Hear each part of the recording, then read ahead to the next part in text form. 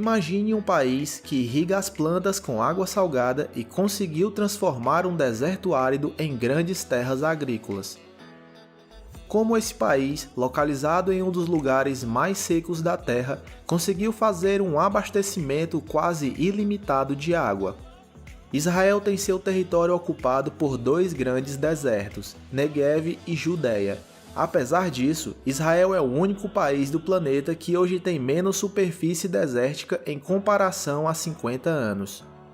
Todos os anos, o país é responsável por exportar mais de 2 milhões de dólares em produtos agrícolas como frutas e legumes.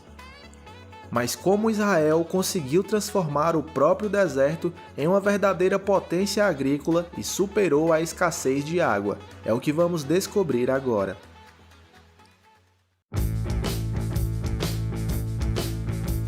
Segundo o relatório do Conselho Nacional de Inteligência dos Estados Unidos, mais de 20% da população mundial sofrerá uma crise hídrica nas próximas décadas.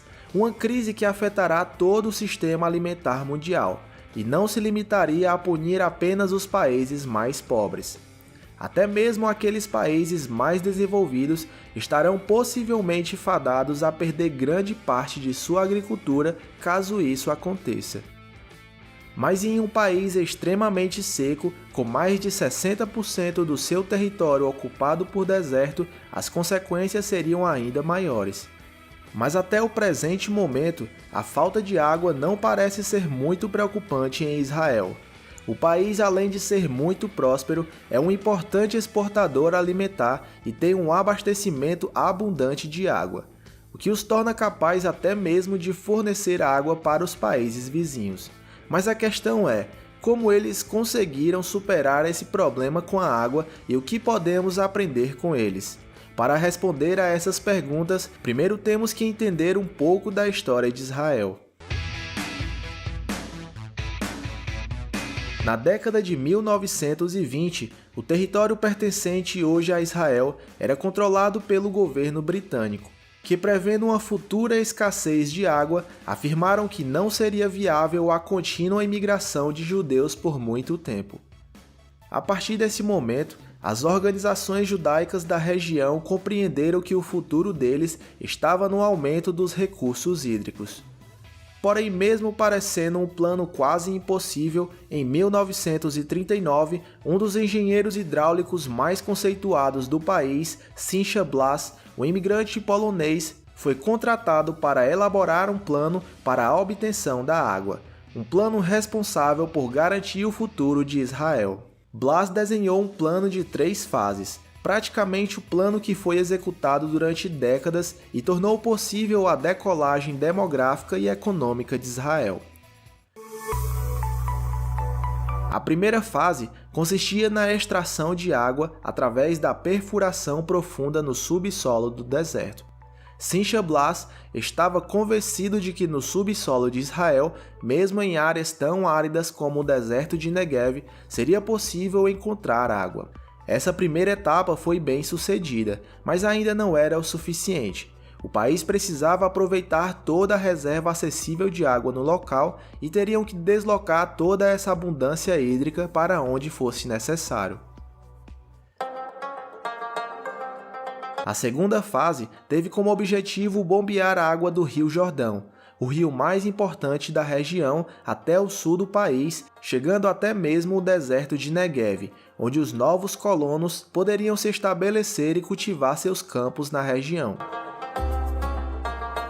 A última fase era a mais importante para a conclusão do plano, a construção do Aqueduto Nacional, uma obra de mais de 100 quilômetros de extensão, responsável por transportar água do norte do país, especialmente do Mar da Galileia, o maior lago de água doce do país, que se conectaria aos sistemas desenvolvidos nas fases anteriores.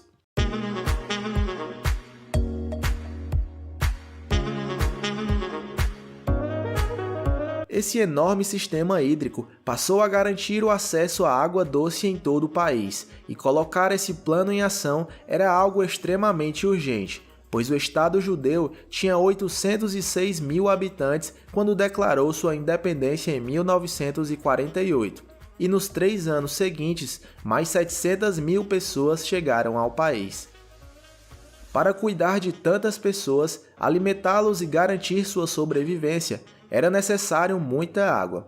Dessa forma, as restrições de água tornaram-se cada vez mais severas e colocar o plano em prática era de extrema urgência.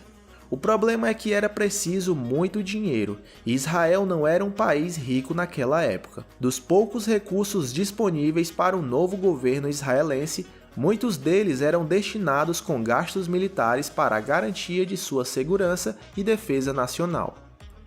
Foi aqui que o então primeiro-ministro de Israel, David Ben-Gurion, tomou uma das decisões mais controversas da história de Israel e poderia acabar levando a um conflito civil.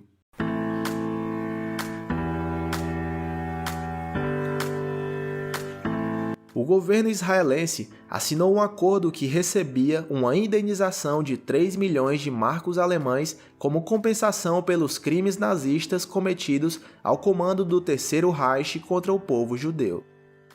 Os israelenses sentiram que sua dor estava sendo comprada com um dos eventos mais trágicos da história da humanidade.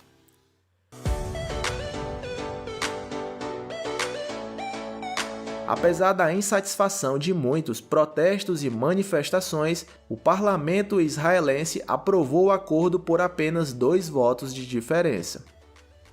Após o acordo, o dinheiro deixou de ser um problema e o plano de execução hídrico foi iniciado.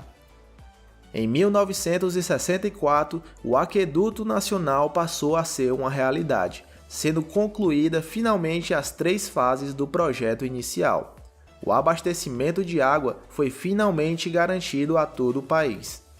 Sem este imenso trabalho, podemos dizer que o enorme crescimento econômico e demográfico que Israel passou nos últimos anos não teria sido possível.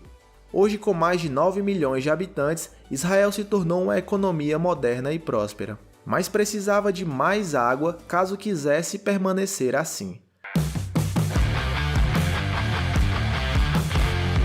Com o início do século XXI, os problemas com o abastecimento de água voltaram a ser um problema no país, e foi aqui que mais um plano foi lançado.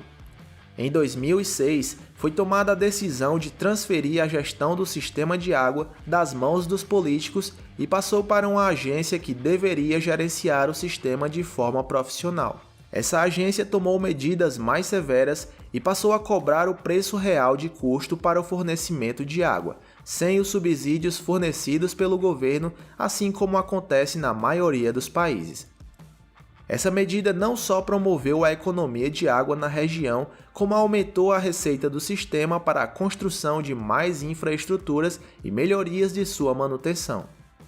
O dinheiro arrecadado propiciou grandes melhoras no sistema, por exemplo, para evitar vazamentos de água nas tubulações, que em muitos países o desperdício chega a mais de 30% e em Israel está abaixo de 10%. A medida foi um completo sucesso. Sem ter que limitar o abastecimento, o consumo de água público e privado caiu quase 20% em todo o país.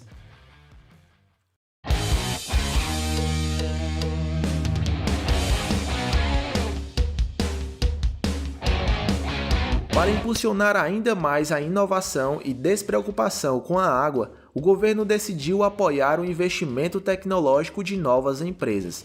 E foi assim que Israel desenvolveu uma das grandes revoluções agrícolas das últimas décadas, a irrigação por gotejamento. Uma técnica que economiza até 60% de água e melhora o desempenho das colheitas até mesmo no deserto.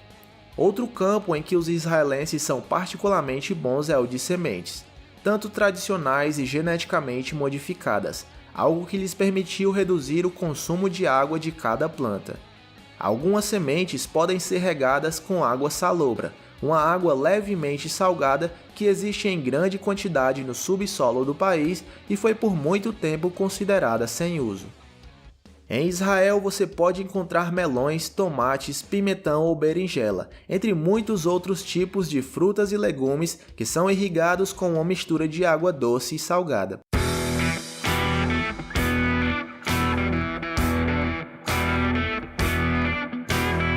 Nos últimos anos, Israel está investindo em projetos de reciclagem de água e desenvolveu uma infraestrutura capaz de distribuir água tratada para todo o país. 85% de toda a água utilizada na região é reaproveitada para a agricultura e para irrigar parques e campos de golfe. Israel também se tornou um dos líderes mundiais em tecnologia de dessalinização. Uma das maiores plantas em volume e eficiência do mundo está localizada em Israel, capaz de processar mais de 600 milhões de litros de água por dia e pode ser a fonte inesgotável de água para a sua população. E assim foi como Israel superou a seca que assolou a região desértica por milênios. Israel passou de um país seco e árido para o maior centro de abastecimento de água do Oriente Médio. Mas e aí? O que você achou do sistema desenvolvido por Israel? Acha que ele poderia ser aplicado em outros países e ser a solução para a crise hídrica em muitos deles? Deixe sua opinião aí nos comentários. Muito obrigado por ter assistido esse vídeo até aqui. Se você gostou, deixe seu like e se inscreva no canal para fortalecer ainda mais nossa comunidade. Caso queira ver algum assunto específico aqui no canal, deixe sua sugestão aí nos comentários. Nos vemos no próximo vídeo e até mais!